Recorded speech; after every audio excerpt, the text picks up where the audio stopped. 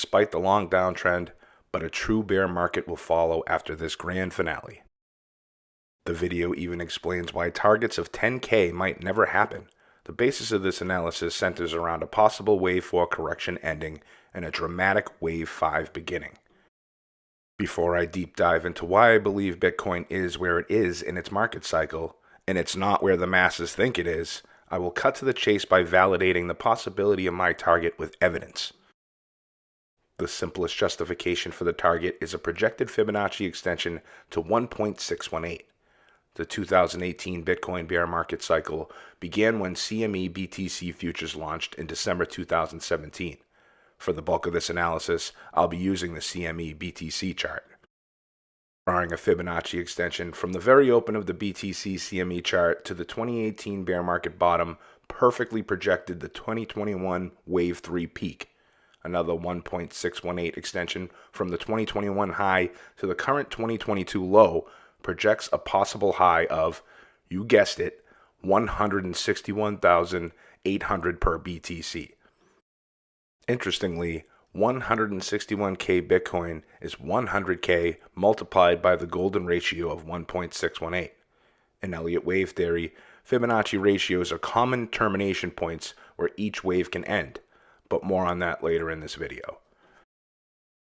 Because I'm using Elliott wave theory for my analysis, assuming the recent bottom concluded a Wave 4 correction, we can now draw a parallel channel from Wave 2's termination point to Wave 4's termination point and extend the other side of the channel to Wave 3's peak to project a possible stopping point for Wave 5. Since this is complicated, I've included a schematic of how this works as an example. The channel, once again like magic, stops almost precisely at $161,800 per BTC. But Tony, how do we know what wave we're in? This is the most important part of my video. Starting from the 2018 bear market bottom, we have had 2 waves up and 2 waves down for a total of 4 out of 5 waves.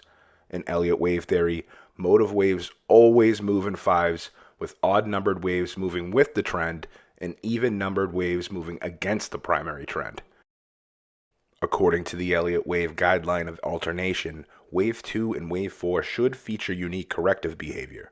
In Wave 2, we had a sharp correction that retraced almost all of Wave 1, a common characteristic of a Wave 2 correction. While it may not appear very complex in nature, Wave 2 was also a complex correction. Again, we'll explain this further later on in the video. Other signs we are dealing with a 5-wave motive wave include Wave 1 being the shortest of the uptrends, Wave 3 being the longest, and the fact that Wave 4 never overlapped into Wave 1 territory. Wave 1 began after the 2018 bear market.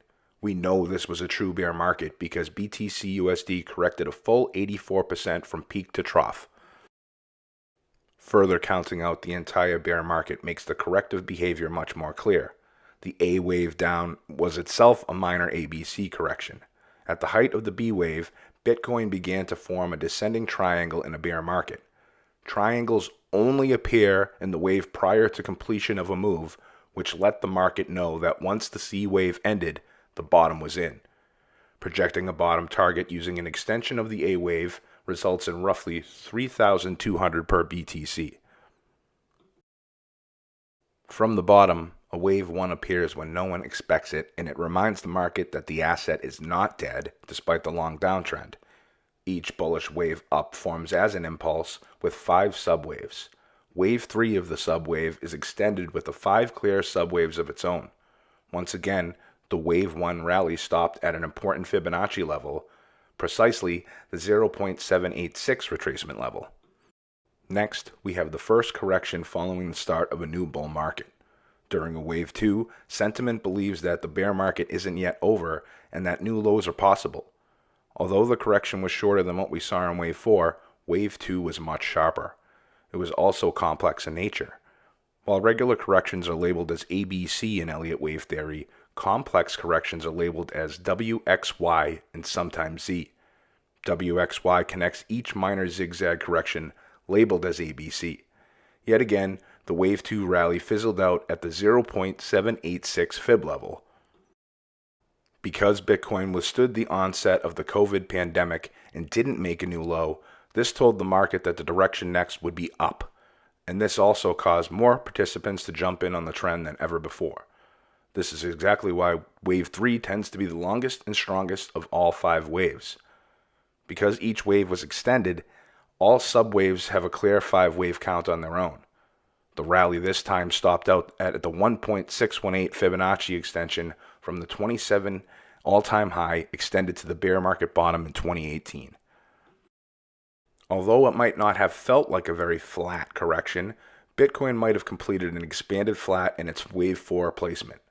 Expanded flats are deceiving because unlike zigzags and other corrections, they result in a higher high during the B wave before the C wave slices through everything on its path on the way back down in 5 waves of an impulse.